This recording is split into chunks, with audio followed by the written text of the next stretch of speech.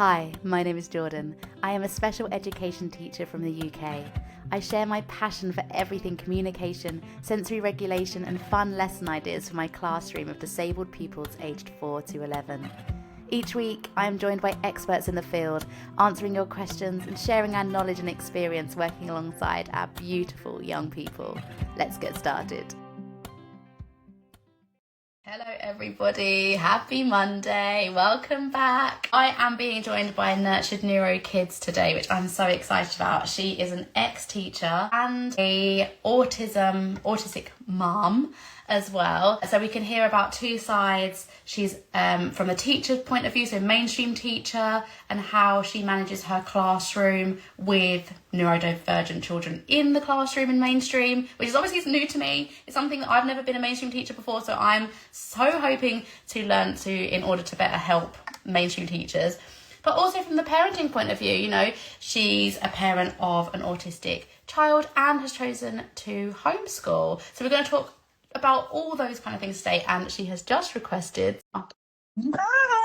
Hi there, Kit. How are you doing? I'm good, and you? Yeah, I'm really good. I'm just going to go down. I'm just going to put this up a little bit. I'm a bit close. I'm having to hold it because I've got the charger in, so I can't really Do you know what? I nearly did a similar thing about half an hour ago. I noticed my phone's on 2%. I was like, oh, that's not going to do well. No. I need to get one of those tripod frame holder things. So yeah. Anyway, yeah. I'm here. Hi. Thank you so much for joining me. We've had this in the diary for a few weeks now.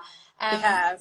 And we've been chatting all about the ideas. So do you want to give us, first of all, like a little introduction? I've done a little one, but do you want to tell us from your perspective, what brings you to the Instagram space and what you share there, I suppose? Yeah, I mean, in my Nurtured Neuro Kids space, I had a page before called Nurtured Childhood, which I sort of set up, I guess, to do with sort of conscious parenting perspective and parenting that way, and using, I guess, all my background from psychology, which is what my degree is in. And then it just felt really organic to change it to this when I guess my world was more personally as well as kind of professionally around the neurodivergent world. And I just wanted to, I guess, share. And then I started coaching and started sort of my coaching business around, like you said, I'm home educating my son. So my coaching business works to allow me to stay at home because I wouldn't be able to carry on teaching. I kind of gave that up for having my son anyway. But so this work allows me to be able to home educate my son and to be able to support parents through, I guess, all my professional knowledge and kind of my personal experience. I always say it's like the best of my brain or my best of my heart and my head, because it's like both worlds that comes together. And I guess my Instagram page is snippets of what I do in coaching and lives and posts to try and empower parents and just feel like they have more resources, I guess. They have someone there to, I don't know, to make them feel like they're less alone. And that's what lots of people have said to me, is kind of, it can feel like you're really on your own. And so I just want my page, I guess my website and my coaching is really personalized to the families I'm supporting, and my Instagram page is my community, I guess, that I'm kind of, we all in it together. So that's how I like to separate the two. Would you say that your main audience is parents of neurodivergent children or not? Do you work with a range of parents in that sense? Yes, I think they are, whether they're finding that out or not. Yes, I guess my main audience is, I have schools following me, some schools more now, nurseries, which is great. I love that. But mainly, I think parents finding me for different reasons. Some people are already kind of well on their journey, understanding their child. Some people are right at the very beginning.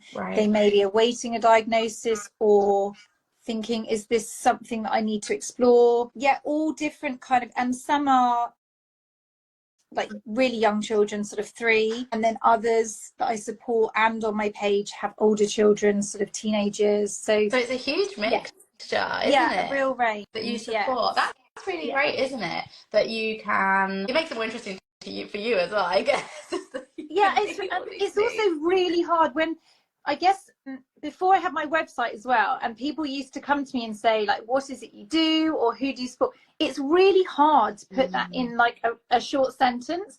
And I would always leave people voice notes. I was like, I can't explain this really that well written down, because actually, because the neurodivergent brain is so different and everyone's profile is so unique. Actually, what I do is so varied, and the work I do, whether it's like bespoke. Yeah, totally. And I think that's the thing, like, and I always say, you know, I don't give advice over Instagram, because everything is so unique and bespoke to each child. And so one conversation I might be having with a family, you know, one evening is totally different to the next. And then when I run my parent workshops, I've got parents on there, and the children all have very different needs in that workshop. So yeah, it's really kind of, I guess, diverse in that sense. And a lot of it is to do with school support, but then equally kind of lots of home support. And because, you know, I, as a parent, that's part of my life too. So I think it's really interesting that you went into education through psychology. Did you do psychology degree before teaching? Yeah, so I did I did psychology A level and then a degree. Okay. And then, because I actually really loved the clinical part of my psychology degree. I loved it so much, but I just didn't think that that was a right fit for me. Like, I'm a total empath, and I just thought, I'm not sure I can do this as my main job. And so then I thought, well, I'll do educational psychology. I've always loved working with children. I kind of wanted to be on the ground level working with children. And then as I kind of was doing more shadowing and working, I then realized actually it's not so much what I thought it was. I thought I would be kind of assessing children and then working with them to support them. You don't, do you? No. You hop in, you make a snap judgment. It feels, as a teacher working with educational psychologists, we get 4 hours a year with an educational psychologist. But it's such a snapshot. It really is, right, do this, this, and this, right, see ya. They don't get that that opportunity and that satisfaction to see what's happening. And a lot of the educational psychologists I spoke to said it's quite lonely because there's a lot of report writing. And I thought, okay, that doesn't really suit me. So you had to qualify, having done your psychology degree, you had to go and teach and have done teaching for at least 2 years to get back onto the training. So I was already planning on doing that, and I was already teaching. And then while I was doing it, I just thought, I don't know if that's the right route for me. So I'll just stay teaching because I'm loving it for now. And yes, and I think progressively I loved it less and less, sadly, towards the end. I think that's really common as well. It was mainstream teaching, wasn't it? Mainstream teaching, yes. And sort of worked in lots of different schools around London mainly. Did supply as well as kind of long haul, you know, in one school. I was always given the kind of the more challenging class, the classes of the highest. You're the educational psychologist. And yeah, I mean, I loved it because I guess it was kind of what I got known for and what I was, what I was good at, I guess. They saw it in you, didn't they? I think so, yes. And some classes I actually ended up, they then wanted me to take them up to the following year. So I stayed with the children for 2 years, or sometimes I taught a class in, say, year 3, and then I went up to year 6 and taught them again. So it was really lovely. It's nice, Yes. So I've started this live by completely admitting I have a lot of mainstream teachers follow me. Yeah. But I feel like I'm quite naive in what is realistic to offer, because I know what I would do in a situation with a child, but I've only got 10 children in my class and I have 8 adults. It is an incredibly different situation. And sometimes when I'm giving advice, I think, well, I know what I would do, but am I being naive? Am I being realistic in the advice, the resources, the time given? And that's why when you reached out, I jumped at the chance, because I just thought I really want to have other thoughts and ideas on this, because this isn't my expertise. SEN in mainstream is not what I have ever done. My classroom is attached to a mainstream school, but it's very much specialist provision. You have to have an HCP to be part of it. It's county, you know, it's very much specialist provision. And I've always been special ed. So I am naive to what's realistic. So do you have 3 realistic resources that you could share with us, or support systems that mainstream teachers can start in their classrooms to support their either autistic or neurodivergent students in their class this year? We've just started a new year. What would you suggest they looked into? 3 is really hard. Okay, sorry. I was trying to think about it earlier, and I thought, like, and I'm a talker, so trying to get me to just say 3 is really hard. But, I think, and it is really hard to think of 3 main things, but I think one of the biggest things is what you can do for the whole class to benefit the children who really need something specifically. So for example, if we're talking about children who need regular brain and movement breaks, then hit the whole class with that, because you're quite often going to be a teacher on your own with 30 children. Yeah. And you're not just looking at like neurodivergent children in terms of who you need to support. You might have children in there with no English, and you might have children in there who coming from a really challenging kind of home situation and need your emotional support as well during the day. So there is a lot to do. And so for any teachers out there, like, please know that when, especially on my page, it's never about teacher bashing. Right. It's system kind of, it's the issue is the system. And I'm all for changing the system, but right now we have to change it in the classroom, because if that comes, it's not going to come soon. Yeah, so change it from the inside out, almost bottom up. Like, it really has to be that way. So I think, yeah, what you can do for the whole class. So like in New Zealand, it's incredible, and they've been doing this so many years, that they start every day with some form of movement, whether it's dance or, you know, aerobics or whatever, and it's just like part of every school. And so often I find that one of the frustrations with parents is that everything is different in every school, and it is down to the teachers. So any teachers out there, it's almost no excuse for why a child can't have brain and movement breaks really regularly. Brain breaks can be the simplest thing. I say, have you got some examples of what? Because often I share like what I do, like exercise balls and stuff, and they say, or weighted blankets. Think, well, we haven't got 30 of those. How do we do that? So could you share some like realistic mainstream ideas? Like a really short brain break would be, right, everyone copy me, and you just be starting to do different things. So you're switching, trying to get them to really concentrate, and it becomes silly. You're just, and you can get them to stand up and do it, or you can do it. I do it when they're on the carpet, right, pens down, eyes on me, let's go. And we do this for like a few minutes, just anything, you know, 5, and they'd shout out how many fingers I'm holding up. Really simple things like that, that you can do several times throughout, let's say an English lesson, might be an hour long. Like, break it up with little brain breaks. Then you've got your movement breaks, because brain breaks can be done when they're sitting on the carpet or sitting at the table.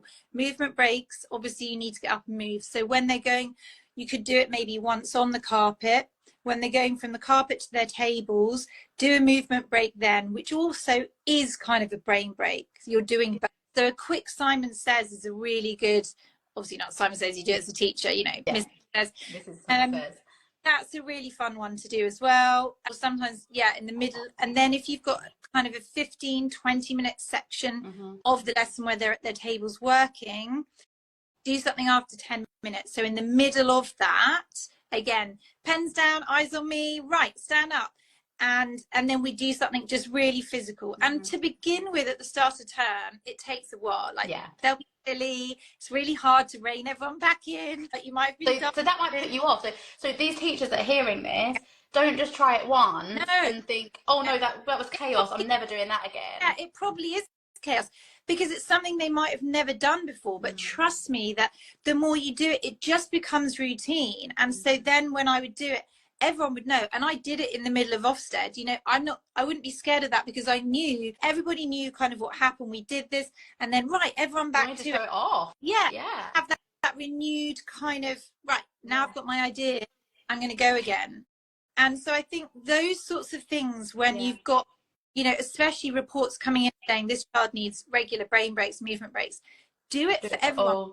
Each child will benefit from that, especially younger children should be moving. So I think those are the things you can do, but also make games in your lessons. When you're doing maths or something in input, try and get movement games. So like, I used to do splats, where we'd run up and splat the board. I'd get them writing on whiteboards, because actually, if every child has a whiteboard and they're all writing, and then you hold it up as quick as you can, or we tell the person next to you, and then go around the table, or things like that you can do. Anything that you can do that is just breaking up, listening. I'm talking, you're listening, everyone's sitting. No, like that's just not going to be the most inclusive way for so many neurodivergent children. So I think if you can meet the needs of, whether it's 2, 5, however many in your class, if you do it on a whole class level, you're actually then ticking the boxes for all of them. So everyone's benefiting, aren't they? No one's missing out then, because, and it's almost like you're catching it before they really, really need it. You're giving those regular input you said about 10 minutes, so every, half lesson, those regular inputs means it never gets to dysregulation. It never gets to the point, it shouldn't get to the point where they're in absolute crisis and you're having to evacuate the classroom, or you're having to, just focus on this one. Yeah. And that's like my principle in pretty much all my coaching as well, is, what can we do before? It's all about proactive strategies. What are we doing before our children are reaching meltdowns? What can you do before they become dysregulated? So have these regulation resets all the time, so that you're just letting that pressure valve out. Rather than being reactive and thinking, totally, I think you need a movement break. It's too late. They're already in crisis. Parenting, like, how do we parent when a child's having a meltdown? They're already in it. It happened before. It happens before you do it. Yeah. It's all the stuff beforehand, and it's the same in schools. Like, don't wait till anyone is dysregulated before you put in support. And so I think it's that thing, assume that they're all going to be dysregulated, or they're getting there. Assume they're frustrated right now, because if you assume that they're getting there, then you can put things in. And then even if they're not, it doesn't hurt. It really doesn't hurt. And it's the same with my son. If he's not angry, then I'll still be giving him opportunities to let out anger, even if he's not showing me any anger. These are things, this is like proactive parenting or teaching. So it never gets to the point where it's unmanageable for his body. I found it on inset day. I don't know if any other teachers here found that, but we were sitting for 45 minutes at a time, and then we had a break for 45 minutes. And I thought, oh my goodness, I am really struggling. Like, after 15 minutes it was, I mean, I'm neurodivergent anyway, but I could look around me and I could see people like playing with their scrunchies, wiggling their knee, like fidgeting in their chair. And I thought, we've had enough, and we're adults.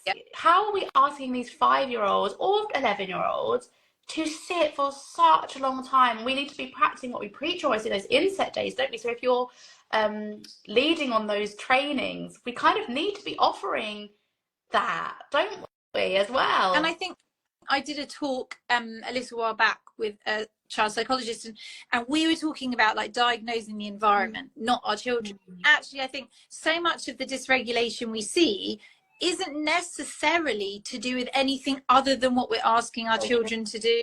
And if we're asking them to sit for an hour, in a classroom without moving, that's really unrealistic. So, and I think if you look at it, and in a lot of the sort of British Dyslexia Association websites and the National Autistic website will sort of talk about these reasonable adjustments.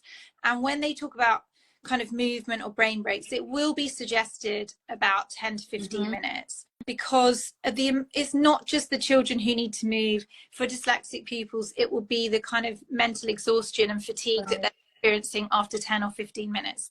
Everyone kind of needs that reset of get up, move. And I think if you look at your lesson in those chunks, and kind of, it becomes so much easier to work that into. So that's kind of one of my biggest things. Yeah, so good practice to answer that question, kind of around that question then, is if it's needed for one, it's good for all. So I always say, and I guess this goes with it, good autism practice is good practice. It's just like everybody will benefit from movement breaks. Everybody will benefit from having something predictable. Everyone will benefit from having visuals in the room. Even if it's not a need, it's a want often. Totally. And I had a visual timetable up for the whole class. Then it benefits, again, it benefits everybody. And I would talk through it in the morning. This is what we're doing today. Now, some children had that on their tables as well, and I made them their own copy. But duplicate of what I had. So again, no one's feeling singled out. Is in your mind, is that inclusion? Is it because we hear about equity, we hear about equality. Like in my mind, treating everyone the same isn't always inclusion. But actually, I think what we're talking about here is equity. We are offering everybody the opportunity to be regulated, everybody the opportunity to have visuals. Because one child that doesn't need it 99 days of the school year might need it that day. So it's almost like just making sure you have all the tools out there and available for those that need it at once. And that to me sounds like inclusion. I think that's the thing. I think sometimes, yes, it is about inclusion, and sometimes it's about equity. So I think there's different aspects of the day where that's true. But if you've got one child in your class, for example, who has an ADHD diagnosis, and that child is being made to stand up on their own and walk to the bin and back, and that's being used as their movement break, then that's not okay for me, because how does that one child feel? Also, that's not an adequate movement break. Yeah. But, it doesn't need to be like that. And also, you know, parents coming to me saying, you know, teachers have said that there isn't an opportunity for movement break. I hear it all the time. I hear it all the time. They're always, you know, embrace the fun of that. Dance, like put music on and dance. Like in between lessons, we would dance. You know, we've got 10 minutes, let's pack up 10 minutes for lunch. Let's all dance. So that when they go out into the playground, they're not filled with kind of... I mean, this is music to my ears, because this is the advice I've been given, and I've been so worried that it's completely unrealistic. I've been saying things like, if you haven't got time to do it, like, or it's almost like it's worth spending the 5 minutes dancing for really focused 15 minutes than not taking that 10 minutes and disruption happening, behavior happening, focus happening, mistakes happening, whatever. Always spend the time. You always spend the time managing something. Will you manage it before, kind of proactively, or are you going to then be in like reactive mode? Right, now I've got to put out the fires because this has happened, and this has happened on the playground because no doubt that child was dysregulated, having to sit still 45 minutes, went out to the playground, someone pushed them. Well, they're probably going to react because their nervous system is really dysregulated. So give them a chance to do that before you go out. Now, I know that that's not easy for everyone to do. And some teachers are happy standing up and dancing with their class, and some aren't. But you can do it in a way that suits you. Also, I always think, for that one, I always say, if you're embarrassed, if you're thinking about that means you're thinking about yourself in that moment. So as soon as you feel pride or embarrassment, you need to switch your brain back to them. Because in that moment, you are more focused on yourself than you are of them. Yeah. If you're not embarrassed, it's because your focus is in the right place. It's not that it's not embarrassing. Yeah. It's just, it's not about you. Like, that's how I feel. Kids love it. Like, even in year 6, no one ever criticized my dancing. Like, they just love the fact you're getting up and doing it with them. Like, nobody ever sniggered about what I was doing or that I was a bad dancer, because they just love the fact that... And if they did, like, I'm not there to impress, like, the year 6s. Like, I'm just not. I would never win that anyway, because I'm so on course. But someone just said something that I think is really important. Someone said movement doesn't have to be big movement always. It needs to just be drip fed into everything we do. So if you're a teacher and you're hearing what we're saying and you are thinking, but I've already got so much to do, I can't add this in as well. It might feel like that initially. It might feel like something extra initially that you've got to add to your workload. But if you do it regularly enough, it will become embedded, and it will become just part of your language of teaching, and it will become effortless and easy, and it will just be something that you just do, like breathing or toilet breaks or whatever.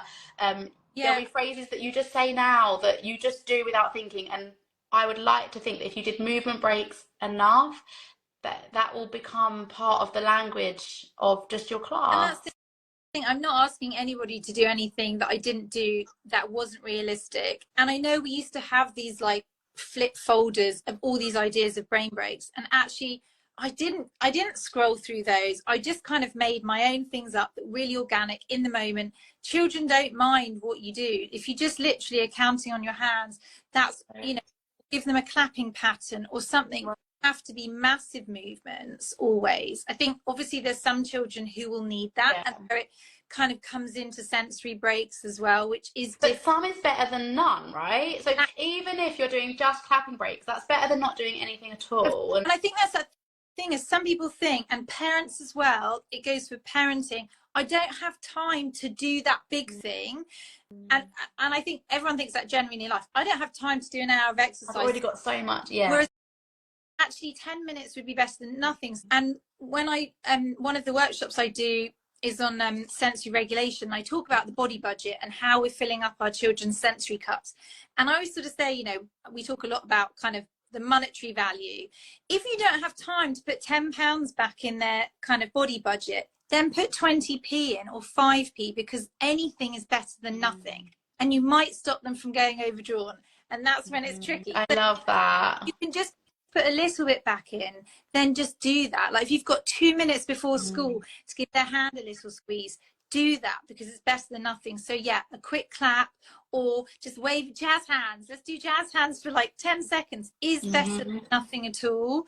And it does just become part of your day. Yeah, and I can imagine it becomes a muscle that you almost have to exercise. Yeah, and children coming into my room knew that. They knew what to expect. They knew what the day looked like. They knew that this wasn't an opportunity to kind of tear around the room going crazy, because we were doing it regularly enough through the day.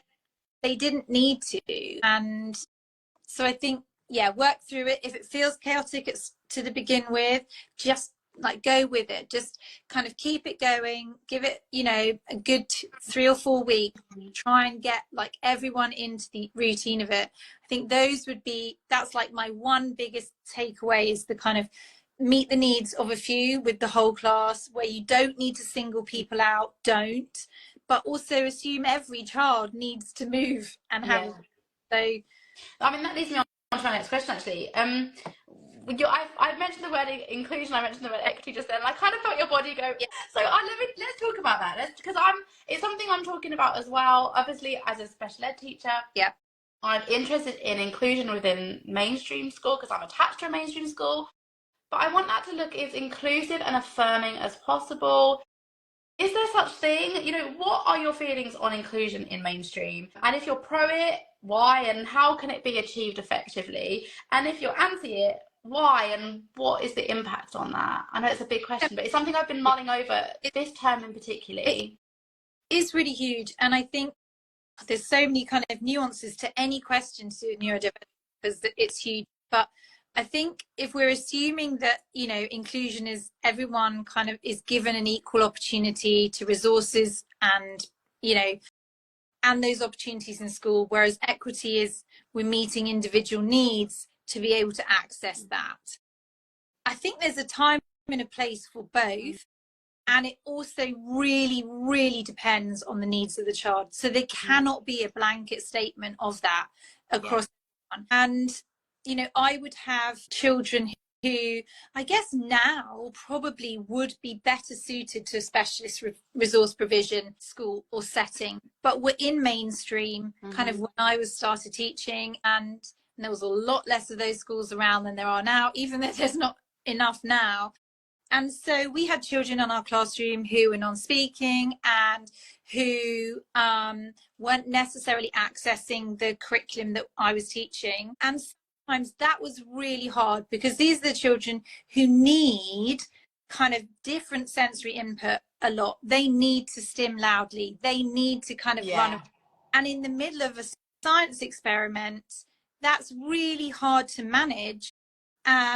And sometimes I would have my class saying to me, can we please leave the classroom because this is too much for us? And sometimes then there were children who wouldn't be able to be removed by the adult who's working with them because that was too challenging.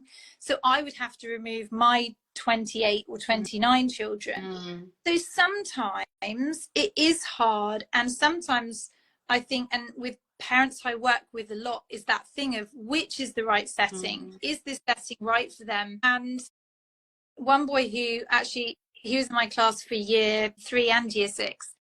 I actually fought against the school and sometimes the professionals coming in that he shouldn't be included in every single lesson.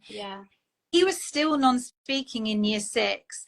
and he didn't need to sit in a French lesson. I agree. In fact, I don't think that's inclusion. I think people think inclusion is including the child in everything. And that's not what it means. Inclusion means they have equal enjoyment, opportunity, and opportunities to engage as everybody else.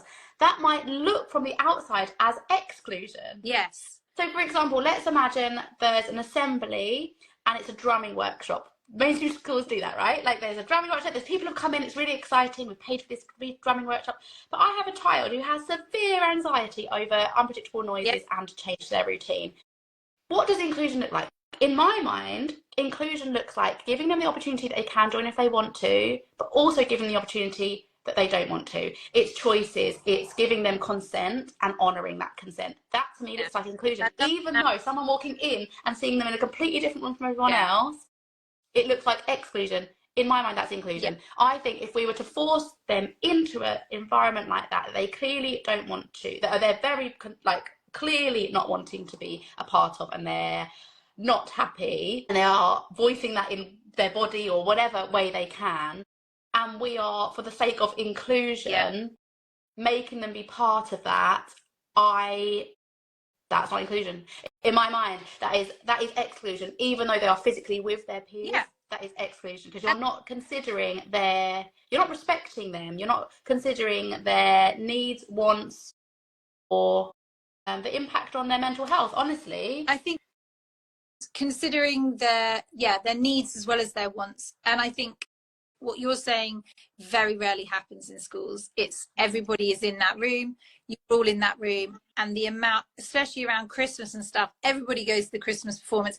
Same with lunchtimes, everyone goes into that room for lunch. Why? And I think people with good intentions, sometimes I think people are so terrified of excluding children because they hear we've got to be inclusive, inclusive. And I think they really are confusing the word inclusion with including, and it isn't the same word. I think people used to be quite taken aback that I was kind of fighting for this child to be Me too. in the classroom, because it looked like I was trying to get rid of them, or that I was excluding them from this. I was like, but this child is spending it's the kindest thing week not being able to access this curriculum. They need the things that is their curriculum. Where are their needs being met? Let's not, dial down French so that they... I think the inclusion part of it is that they always have the opportunity. So, for example, we're attached to a mainstream school. They do assembly every Friday. They do a praise assembly. It's lovely. I really try hard to encourage my learners to attend. I did a whole term at the end of summer, and I was the only one there. None of my kids wanted to go, and I honoured that. But it was inclusive because I gave them the opportunity to go. I provided them with symbols so that they could tell me. But I also honoured their consent that they didn't want to go. This last week, we had our first one back, and 3 of them came. Awesome. 3 out of 12. That's awesome.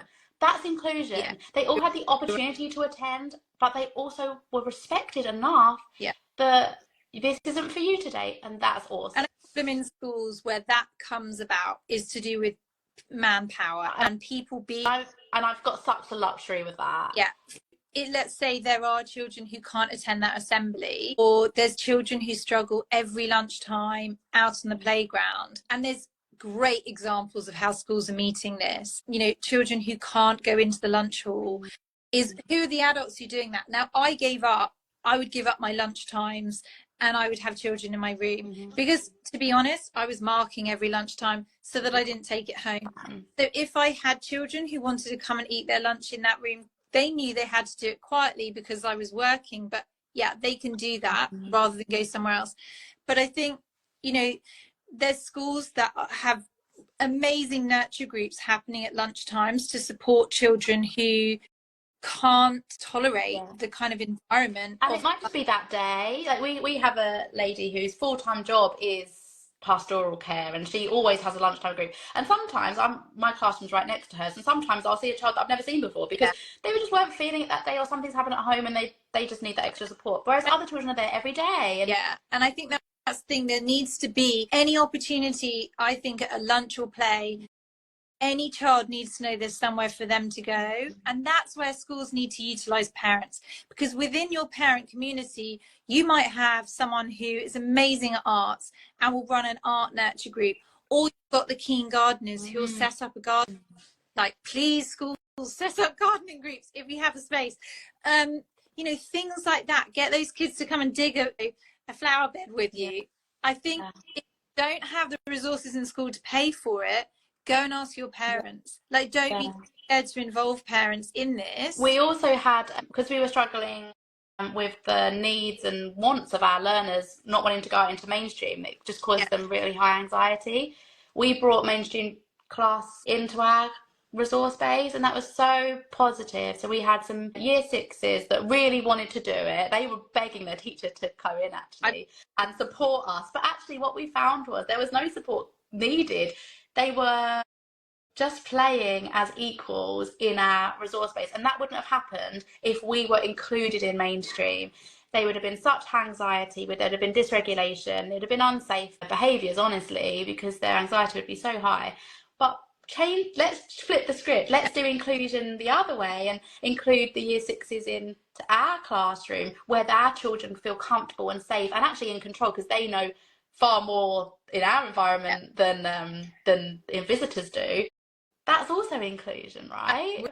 Really, really nice example of how to do it. And if there are obviously any teachers who have kind of a specialist resource class attached, then that would be such a nice idea to do it that way. Almost don't be scared of it. I feel like if teachers are scared of it, then even if we're not saying it, children they're very intuitive and they will feel scared too. Whereas if they're happy to visit and they're asking about visiting, I say let them. What's the worst that can happen? They might make then a bond with a child that makes them feel more if we go into the school, then you can go and see Louis because you know we can see where he sits for his like learning. Oh, totally. It would definitely make my learners feel more accepted when out in the corridor and when going out to playtime, or when possibly going into class for golden time, which is something that we try and do.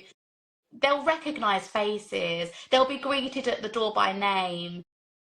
There isn't that fear of difference, and there's less pressure because those people have already their smaller setting and more relaxed setting, so it is more formal going the other way round in a way, and a bigger kind of jump, I guess, for them. So I think that's a really lovely way to do inclusion the other way around. It's so funny because I've actually never been on someone else's line. I've always so I can't see the comments. Oh, you can't.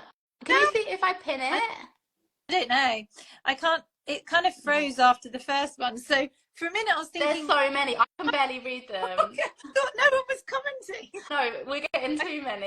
It's amazing though, guys. Keep going. So someone has said, a lot of children where I work struggle to come in after break and lunch. They just run around and ignore the bell. Now, in my mind, I don't know if you'd agree, it's because we're only doing the first step of a movement break. We've heightened them so much. It's almost like, come on, everybody, let's jump around, and then expecting them to be calm afterwards. Yeah. No, their heart is racing like crazy. Their body's going, their adrenaline's going, their dopamine is full to the brim. Yeah. And then we're asking them to sit down and concentrate. In my mind, we need something in between. We need to bridge the gap between playtime and chasing and running and football and sitting down and focusing. And in my class, we do a 3-step approach. So it's sensory circuits. We do that real high impact alerting, and then we do some organizing. It might be an obstacle course, or like you said, cross body stuff, and then it's grounding. It might be some squeezes or some humming or some breathing. And then that you're grounded and ready to focus. I think so many people think, well, I've done the movement breaks. What's gone wrong? That is what I kind of tell parents to do at home, but it is trickier obviously to do in school. But I think, how does it look in school? I think you can do that by, I think, like the whole thing of a bell being rung and then children are lining up is quite formal, I think.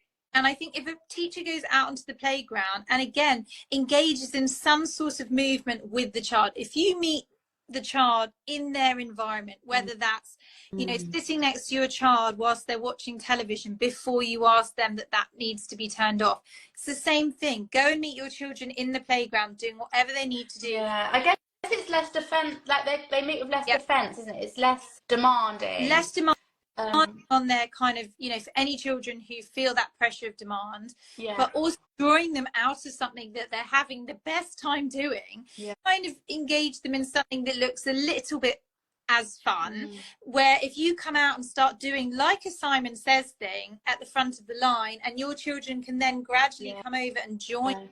That's a nice flow as well, isn't it? Rather than like cut and finish. If you're joining them, you can play with the natural ending to their game, can't you? I find that with my kids, actually, it's one-to-one, but it makes no difference. If I was just to come and say, right, come on, it's time for hello now, and they're halfway through a puzzle or halfway through something, that's going to be very different than if I sit next to them, we complete the puzzle together, and then I say it's time to finish. Because we can feel the natural ending, and then the natural transition begins. So I guess it's the same for mainstream.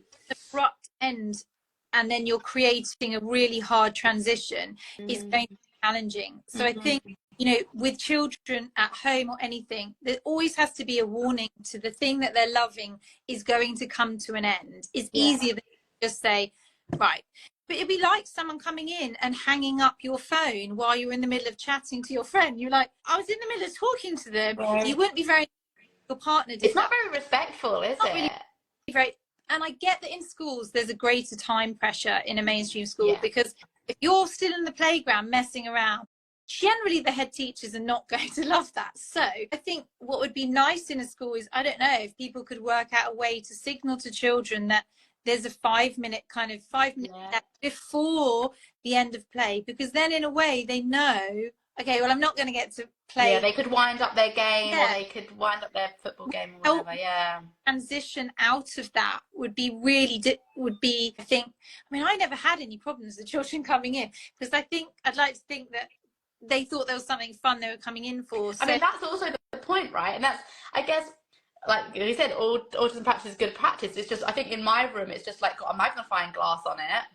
But yeah, exactly. I say, if the kids don't want to join my group area, it's not their problem. It's because I'm not being fun enough, or I'm not being engaging enough, or I'm not meeting where they're at enough. And I guess it is the same in some senses. If your lessons are meeting their needs, in their movement needs in the same way, they won't be so precious about their playtime, because they know it's okay because we get to move again in 10 minutes, get to move again in 15 minutes. I don't think that need that they have in the playground will be as great anyway, and then I think there's less pressure in thinking, oh, I've got to go back into that room and sit for an hour. Of course you're not going to want to come in off the playground. Why would you? So I think if there's something that a child is dreading, then they're unlikely to come running in and doing that happily. Whereas if those things have been met, if they feel they're coming into an inclusive space where the teacher understands them and the teacher believes them, then I think they'll be more willing to come into that space anyway. And I think it's when parents have said to me, you know, how do you go about telling a class that this child's having a fidget, but they're not allowed to fidget? I never remember children questioning why one child was doing this and another. And there's a really easy answer to that, isn't there? I think. Yeah. Like I saw an amazing TikTok the other day. I mean, TikTok's wonderful for all the stuff like this. But the teacher literally just said, they brought the tallest person from the class, and she said, oh, could you reach that for me? Oh, thanks. Brought the shortest one. Could you reach that for me? Oh, you can't reach it. Oh, okay. It wasn't fair that I asked you that, was it? Yeah. Just like it's not fair that I asked you to sit without a fidget and you don't need one. Yeah. It really is as simple as that. And children don't need any more explanation than that. It does need to be a really big, complicated, you know, they need it. Yeah. Somebody else doesn't need it. They're going out to read every day because they need to, you know, they need reading practice. If you sat and thought about it, not that you'd necessarily word it like this, but, you know, you don't need that reading practice. We all know kind of why some people are going and reading more often. We know that some people, and I think if your classroom is inclusive, actually those questions don't come about. And if your classroom is led with kind of lots of movement, lots of opportunities for fun, then also the other children may be feeling less like fun, or who are we to say they don't need a fidget resource? Like, I'm almost hesitant to call it a fidget toy. I know you did a post about this week, but it's like a fidget equipment. Like, who are we to say that even if they've never needed one, or they usually focus well, they might just need it that day. They might just need that little bit of comfort that day. And then what do you look for when, say, for example, a child is seeking a fidget? They don't usually seek it. And they are fidgeting. How do you know as a teacher at the front if it is benefiting them or not? Like, what things do you look for? I mean, I think the fidget thing, which is kind of what my post is about, is that fidgets got, I think when the kind of fidget spinners started, it became a mainstream toy, and they were advertised as mainstream toys and fun. And so I think in a way it took away from the fact that they're a regulatory tool, and they're really important for that. And so I think with it becoming more mainstream, people are scared of what fidgets are in the classroom, and I think they're seen as this thing that they can be noisy, they can be distracting, people are playing with them. So I think there's different things. When did one of my workshops last week, which was on advocating for your child's needs in school, and I talked to parents lots about fidgets. And look, if you're sending a sensory kit into school, then I'll just grab a couple of do. This might be a really good fidget for the child to have at the table, because it's not making a noise. They can have it on their lap. It's not interfering with anything. If they bring in a pop tube, no one's going to have a pop tube as a fidget on a table. So yes, if you do that, then the child next door to them probably isn't going to be able to concentrate because someone's pulling a pop. But they get the same movement and the same need, same needs met by the. And so I said, you know, these could be great in their sensory toolkit that they take to school, that they can use at break or lunch when they need kind of, or if they're lucky enough to go out and get a fidget break with somebody at some point, whether that's an assembly, it's the fidgets that they need that kind of meet a different sensory need for them. Classroom, yes, it is right that the fidgets, where possible, are not distracting, because the science of fidgets isn't that we've got something we're playing with, it's something that we're doing whilst our primary focus is now. So someone said shift the language from playing to using or utilizing. And it's so true, isn't it? It's exactly that. With the toy, we're using it. By using this, I'm enabling my attention to stay with the teacher, because I'm not focusing on, oh, I need to move, I need to stand up, I feel really uncomfortable. This is helping me to meet that need so that I can focus on the teacher. I think if teachers understood what the science of fidget tools is, not fidgeting, but fidget tools, then I think that's different. But I've seen this really beautiful example somewhere on Instagram from a school, I think in Australia, where they had a fidget box, and any child could take a fidget from that box at any point in the classroom, at any point of the day. It was just out there for all of them. And I think on the tables they had resistant bands so that any child could use them for their legs. I think in my mind that's how I would want it to look, I think, because some days I need more than others. Who are we to say they don't need it? In my mind, I think even very young children, incredibly self-aware. Lots of my children in my class are incredibly self-aware. They meet their sensory needs, might not be in the most safe and appropriate way, but they certainly meet their sensory needs. And I think if my class can do it, let's assume that mainstream classes can, and they probably do know that what they need. And not. Who came on a workshop once, and I was talking about heavy work and proprioceptive input, and I was talking about digging. And I don't know if you've seen it on my page, I'm always talking about digging patches in your garden. And she said, oh, that's so funny, because my child's been digging up our garden for the last 6 months. And I said, because he knew that felt good for him. He knew that's what he needed. Children find what they need. When it feels good in their body, you know, they'll keep doing it. So it is funny how children, they do just know. And it's about us analysing that and observing that and thinking, okay, well, what is it they're doing? What need is that meeting?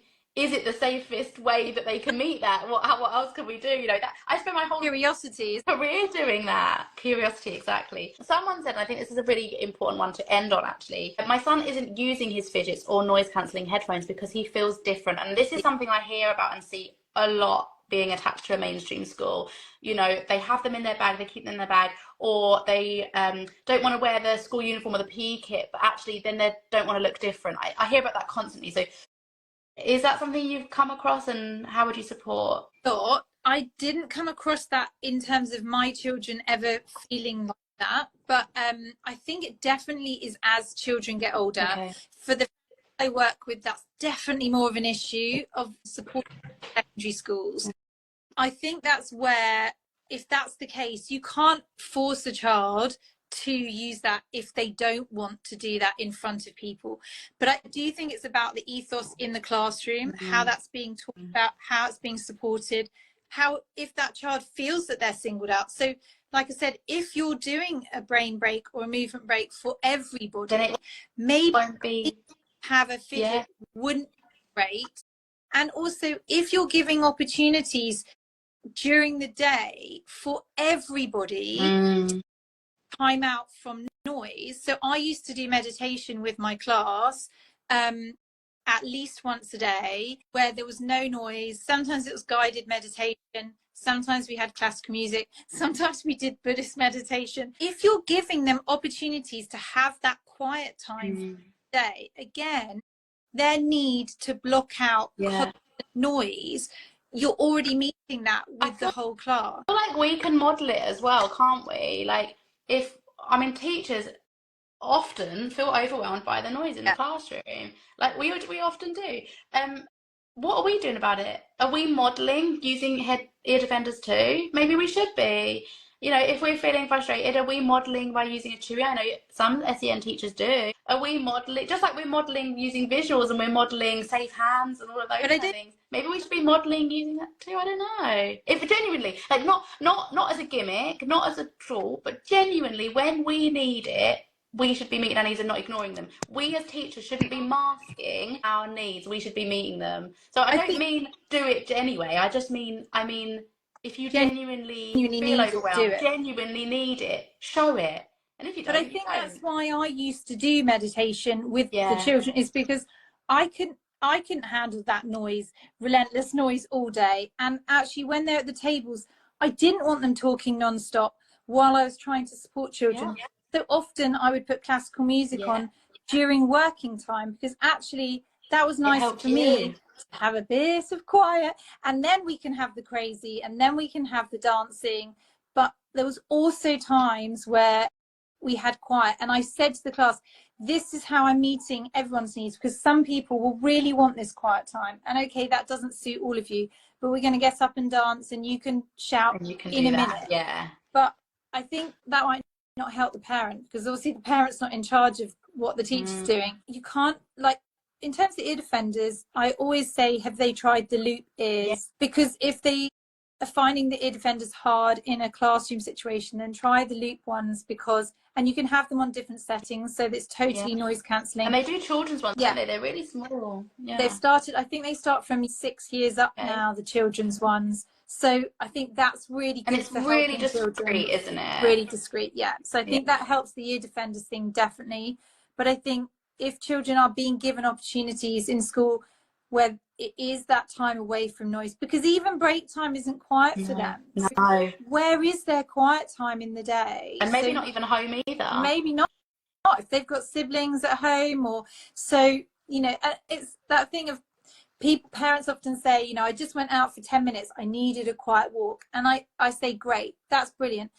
When does your child ever get 10 minutes of quiet in their day, ever? Like, when do they have that opportunity created for them? So I think the more we do it, then that makes kind of, I guess, the tolerating of noise in school easier if they know they're being given opportunities outside as well. So that's something as parents we can do, and advocate for that in school. If there are parents who've heard these suggestions, honestly, teachers aren't going, it is obviously how you suggest it, but I've had 3 parents go in now for meetings last week that all went so well because of how they kind of approached the situation and how they suggested ideas.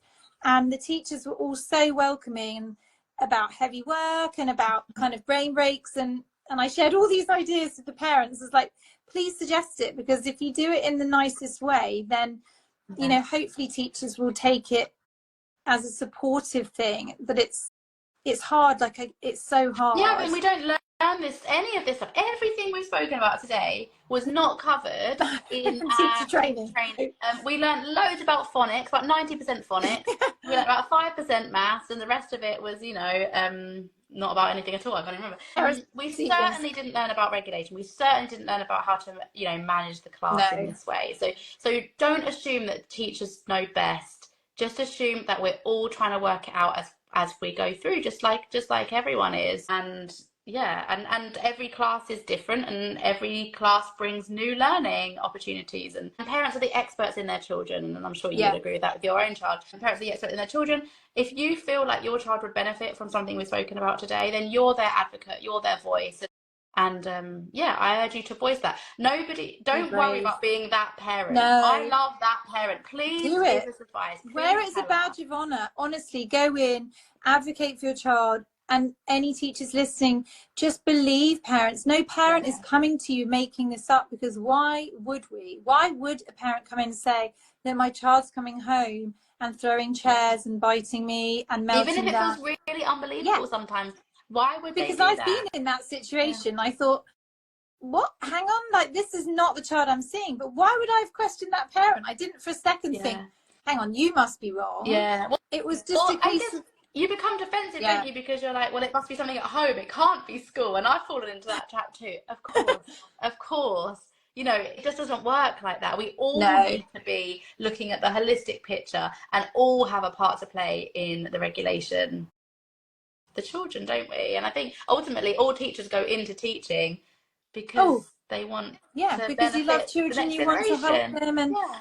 you want to be the best teacher. One that I'd like to end Yeah. with for any teachers who are listening is, one of the best things you can do is we focus quite a lot on the things that our children or certain children might not be able to do, or what they find difficult. Find the things they can do really, really well, and find as many opportunities as you can for that, and create those opportunities. I created like special races just for children because they were good at long distance running, and that got created into And sports really day. Or celebrate that. celebrate Celebrate that it as big as thing, reading and as big as maths and as big as everything that they can do. If you know that child's really helpful, give yeah. them jobs, like whatever that child is good at. If they love dinosaurs, do dinosaur Mm, maths as often as you can. yeah. Like, just, Some children are really responsible. They're really not academic, but they're really yep, responsible and independent. yep, Give them that opportunity give and them the really jobs. make Yeah, a big deal out of be it. your Yeah. helper, like, because Mm. all teachers need helpers. Let them stay in if they need to every now and again, like come in Yeah. 10 minutes from lunch and I be guess your it comes down helper. to trust the parents, trust the Yeah, children, doesn't it? This whole chat is assume that the child knows what what they the are talking balloons about. I for? don't know. I think someone just gave us a little gift. Yeah, trust the child that they know what they need and what Yeah, they are doing is genuinely needed. Trust the parent that they know their child and they know what's best for them. And then if it feels good, do more of it. I think our gut knows, doesn't it? If nobody likes shouting, nobody feels better, goes home at the end of the no, day. Oh, that was a lovely shouty no. day. You know, nobody does that. It No doesn't teachers feel want good. to do that. I think teachers are, hugely overwhelmed and dysregulated as well a lot of the Right. time. And I think, just be okay with asking for help as well, and Yeah, so just trust saying, I yourself, don't actually trust the know child, how to trust the do parent, and trust this. yourself. Yeah, Yeah. exactly.